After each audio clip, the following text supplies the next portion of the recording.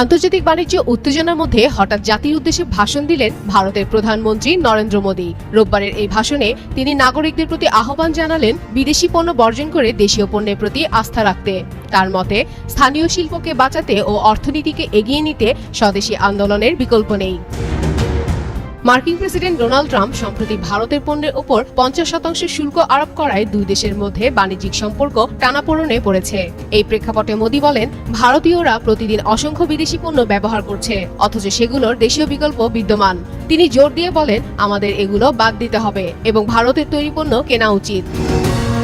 প্রায় 140 কোটি মানুষের দেশ ভারত দীর্ঘদিন ধরে মার্কিন ভোক্তা পণ্যের বড় বাজার। অ্যামাজনের মতো অনলাইন খুচরা বিক্রেতার মাধ্যমে মার্কিন ব্র্যান্ড গ্রামাঞ্চল পর্যন্ত বিস্তৃত হয়েছে। তবে মোদির এই আহ্বান ঘিরে তার সমর্থকরা ইতিমধ্যেই ম্যাকডোনাল্ডস, পেপসি ও অ্যাপেলের মতো জনপ্রিয় ব্র্যান্ড বর্জনের প্রচার শুরু করেছেন।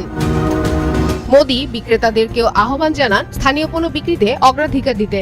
তার যুক্তি, এটি দেশে অর্থনৈতিক প্রবৃদ্ধি ও কর্মসংস্থান সৃষ্টিতে ত্বরান্বিত করবে। ইতিমধ্যে ভারতের কয়েকটি বড় কোম্পানি স্থানীয় পণ্যের প্রচার বাড়িয়েছে। এদিকে বাণিজ্য মন্ত্রী পীযূষ গোয়াল শিগগিরই ওয়াশিংটন সফরে গিয়ে দ্বিপাক্ষিক টানাপোড়েন কমানোর চেষ্টা করবেন বলে আশা করা হচ্ছে।